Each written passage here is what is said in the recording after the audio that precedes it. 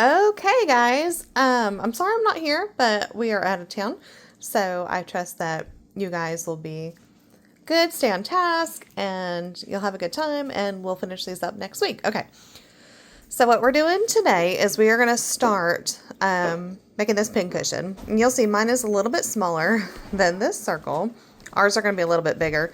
This one I made a couple years ago, and it doesn't quite hold all my pins in there.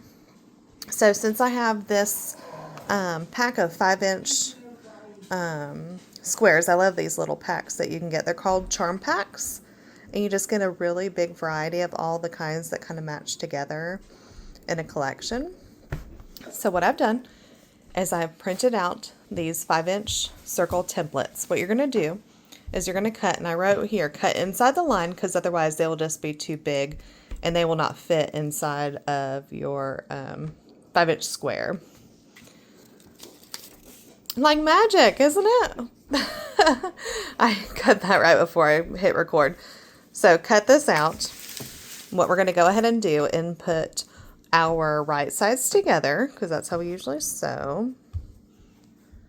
And I can't find my little cell phone holder, so I'm just holding this as I go. So I'm one-handed. Okay, so we have two together, right sides together. We're going to put our little template on top. Make it perfectly center. We don't want to be off the edge. And we're just going to draw a line all the way around. After that, we're going to cut it. So we're going to have 2 circles. And it's going to be a little bit like this. Now, you don't have to do this part. I've just marked it where you're going to sew. This is a 1/4 inch seam allowance. And I put X's where we're going to start and where we're going to stop. This will actually be where we start, because we always come in on the left. We're going to start right here. Make sure that you backstitch at the beginning and you backstitch at the end.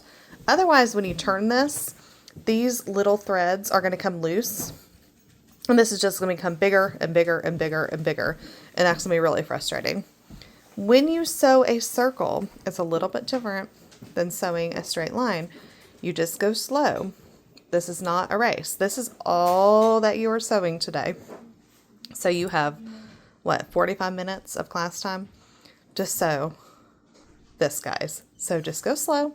We're just going to turn it as we go, all the way around, all the way around, all the way around until you get to this end, backstitch, and you are done for the day. Next week when I'm back, we're going to turn these. If you have time, you can go ahead and turn them.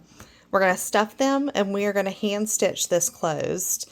And then I'll show you how to do the embroidery thread to kind of add a little design there and add a button on top. So next week you will not need your sewing machines.